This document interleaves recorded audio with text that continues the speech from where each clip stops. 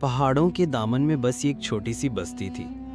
یہ بستی زمانے کے شور و ہنگامے سے کوسوں دور ایک ایسے خطے میں واقع تھی جہاں رات کے وقت آسمان اتنا صاف نظر آتا تھا کہ لگتا تھا جیسے ستارے زمین کے قریب جھک کر اپنے راز سنانے کو بےتاب ہیں۔ لیکن اس خوبصورت منظر کے بیچ بھی کچھ لوگ ایسے تھے جن کی زندگی میں روشنی کم اور اندھیرا زیادہ تھا۔ انہی لوگوں میں ایک آدمی تھا، احمد۔ وہ ایک غریب مزدور تھا۔ وہ دن بھر لکڑیاں کاٹ کر بیچتا تھا یا پھر کھیتوں میں دوسروں کے لیے کام کرتا تھا تاکہ شام کو گھر لے جا کر اپنے بچوں کے لیے 2 وقت کا کھانا جٹا سکے۔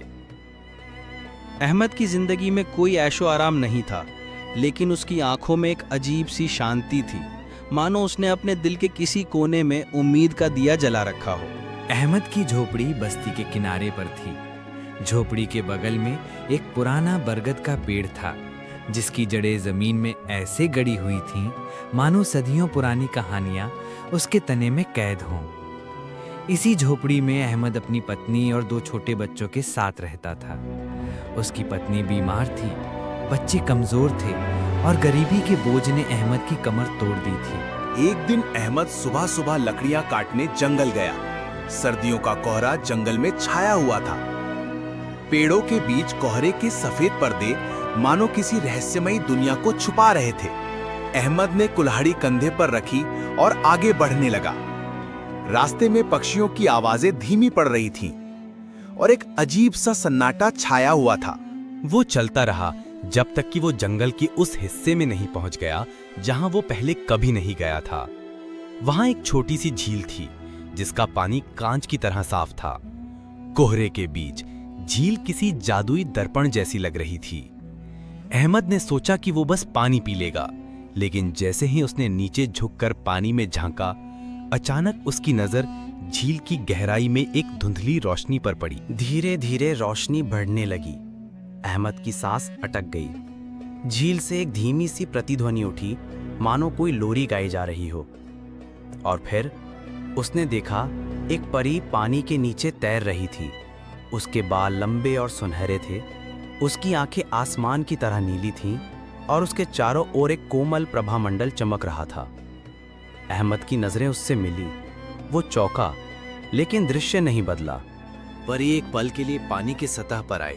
اس کے ہونٹوں پر ایک ہلکی سی مسکان تھی، لیکن جیسے ہی احمد نے ایک قدم آگے بڑھایا، وہ اچانک غائب ہو گئی۔ جھیل کا پانی اچانک شانت ہو گیا، مانو وہاں کچھ ہوا ہی نہ ہو۔ احمد کا دل تیزی سے دھڑک رہا تھا۔ یہ کیا تھا؟ وہ خود سے بولا، کیا میں نے خواب دیکھا یا حقیقت میں کچھ دیکھا ہے؟ وہ پورا دن لکڑیاں کاٹنے میں بتاتا رہا، لیکن وہ درشیہ اس کے من میں بار بار گھومتا رہا۔ شام کو جب وہ گھر لوٹا تو بچے کھانے کے لیے رونے لگے۔ اس کی پتنی نے دھیمی آواز میں کہا، آج کھانے کو زیادہ کچھ نہیں بچا ہے احمد، لیکن چنتا مت کرو، اللہ بڑا مہربان ہے۔ احمد خاموش رہا۔ اس کے ذہن میں جھیل والی پری کا خیال کسی بیج کی طرح جڑ پکڑ رہا تھا۔ اگلے دن احمد پھر اسی راستے پر چل پڑا۔ اس کے دل میں ایک انجانا آکرشن تھا، مانو کوئی اسے بلا رہا ہو۔ جب وہ جھیل کے پاس پہنچا تو عجیب بات یہ تھی کہ پانی کی گہرائی میں وہی روشنی پھر سے دکھائی دی۔ اس بار احمد نے پاس جا کر اسے غور سے دیکھنے کا فیصلہ کیا۔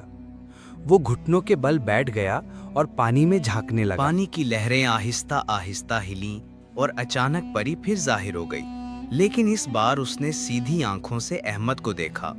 اس کی آنکھوں میں ایک ایسا جادو تھا کہ احمد خود کو ہلنے جلنے سے قاصر پا رہا تھا۔ پری کی آواز ہوا میں پری، اے انسان، تم یہاں کیوں آئے ہو؟ احمد ہڑبڑا گیا۔ میں تو لکڑیاں کاٹنے آیا تھا، لیکن تم کون ہو؟ پری کی مسکان پھیکی پڑ گئی۔ میں اس جھیل کی رکشک ہوں، صدیوں سے یہاں قید ہوں، لیکن تم مجھے دیکھ سکتے ہو، یہ سامانیہ نہیں ہے۔ پری نے آنکھیں جھکا لی۔ یہ کہانی لمبی ہے، وقت آنے پر سب جان جاؤ گے۔ یہ لو، جادوئی موتی تم اپنے پاس رکھ لو، لیکن یاد رکھنا، اگر تم نے یہ راز کسی کو بتایا تو نہ صرف تمہاری دنیا بلکہ میری دنیا بھی خطرے میں پڑ جائے گی۔ پھر وہ لمحے بھر میں غائب ہو گئی۔ موتی کو ہاتھ میں لیتے ہی احمد کو پہلی بار احساس ہوا कि वो कोई साधारण इंसान नहीं है। अब सब कुछ अलग सा लग रहा था। पेड़ों की सरसराहट में छिपी आवाजें थी, हवा की खुशबू में एक गुप्त संदेश था और झील की रोशनी में एक रहस्य था जिसे सिर्फ दिल से देखने वाला ही देख सकता था। एक दिन अहमद ने झील के किनारे बैठकर मोती की शक्ति का अनुभव करने का निश्चय किया। उसने मोती को हाथ में लिया और मन ही मन सोचा, अगर ये शक्ति सचमुच मौजूद है तो मुझे इसका इस्तेमाल किसी की मदद के लिए करना चाहिए। अचानक अहमद के हाथ से एक रोशनी निकली और झील के पानी में गिर पड़ी।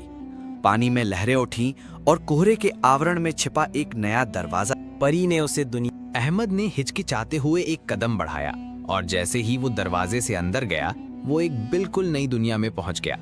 आसमान हल्का हरा था, धरती कोमल और रोशनी से भरी थी और हर जगह जादुई जीव छिपे हुए थे। अहमद ने हैरानी से अहमद पहली बार परी उसके सामने प्रकट हुई। अहमद, स्वागत है।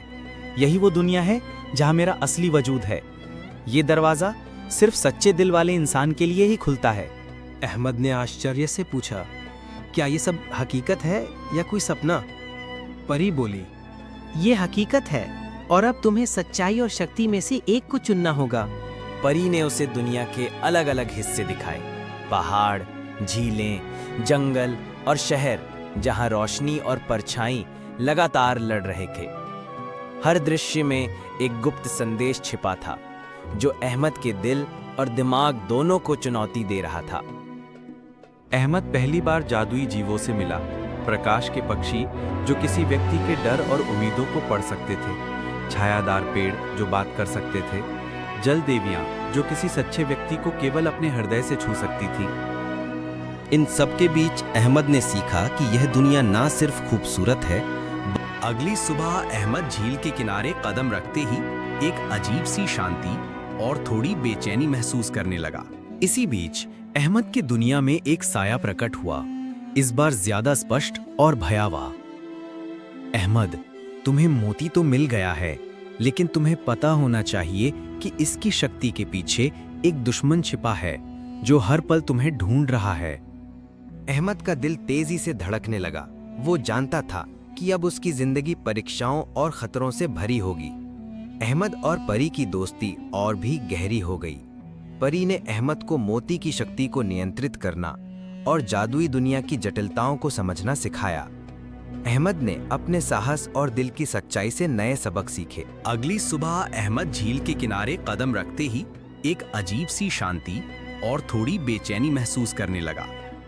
मोती अब उसके हाथ में लगातार गर्माहट दे रहा था, मानो उसे पता हो कि आज सब कुछ बदल जाएगा। परी उसके सामने प्रकट हुई, लेकिन उसका चेहरा गंभीर था, मुस्कान की परछाई गायब थी। आज वो दिन है अहमद, तुम्हें निर्णय लेना होगा। ये चुनाव तुम्हारे साहस, तुम्हारे हृदय की सच्चाई और त्याग की भावना की परीक्षा है। अहमद ने किताब खोली और देखा कि उसमें 2 रास्ते बताए गए हैं। एक, प्रकाश का मार्ग जो शक्तिशाली, सबकी रक्षा करेगा लेकिन ज्यादा खतरनाक भी। दूसरा, छाया का मार्ग जो आसान लगता है लेकिन दुनिया को नुकसान पहुंचा सकता है।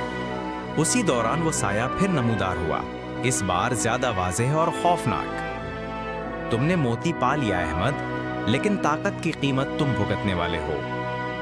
अहमद ने हिम्मत से कहा, मैं खौफ से नहीं भागूंगा, तुम्हें शिकस्त दूंगा, चाहे कीमत कुछ भी हो। मोती की रोशनी और अहमद की हिम्मत में दुश्मन की ताकत को कमजोर किया, लेकिन इस अमल में अहमद को भी शदीद चोटें आईं। परी ने अपनी जादुई कुव्वत इस्तेमाल करके अहमद को महफूज किया और दुश्मन मुकम्मल तौर पर खत्म हो गया। परी ने अहमद को बताया, अहमद, तुम्हारी हिम्मत, दिल की सच्चाई और कुर्बानी ने न सिर्फ दुश्मन को खत्म किया बल्कि जादुई दुनिया और इंसानी दुनिया के दरमियान ताल्लुक को मजबूत किया। तुमने दिखाया कि सच्चा इंसान हमेशा रोशनी का इंतखाब करता है। अहमद ने हंसते हुए कहा, मैंने बस दिल की सच्चाई पर भरोसा किया। तुम्हारी रहनुमाई और मोती की ताकत ने मुझे मुमकिन बनाया। अहमद अपने गांव लौट आया। झील का द्वार बंद हो गया था, लेकिन उसके दिल में शांति और अनुभव का प्रकाश बना रहा। अहमद का जीवन अब पहले जैसा नहीं रहा। गरीबी और कठिनाइयों के बावजूद उसने अपने साहस से सब कुछ जीत लिया। پری کی یاد اور جادوئی دنیا کی روشنی ہمیشہ اس کے دل میں رہی، اور ہر رات جب آسمان میں تارے چمکتے تو احمد مسکراتا، یہ جانتے ہوئے کہ پرکاش ہمیشہ چھایا پر بھاری پڑتا ہے۔